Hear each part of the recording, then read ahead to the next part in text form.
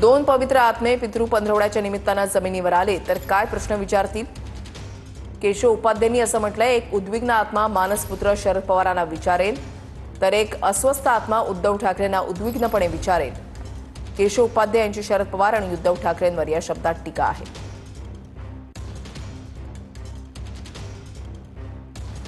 केशव उपाध्याय यांनी ट्विट केलेल्या त्यांनी असं म्हटलंय की सध्या सुरू असलेल्या पितृपक्षाला हिंदू धर्मामध्ये मोठं महत्त्व आहे।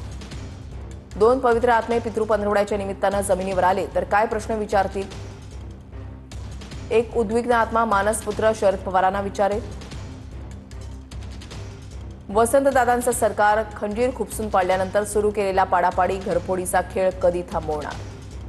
किती घरं फोडली, किती पक्ष फोडले हे लक्षात तरी आहे का?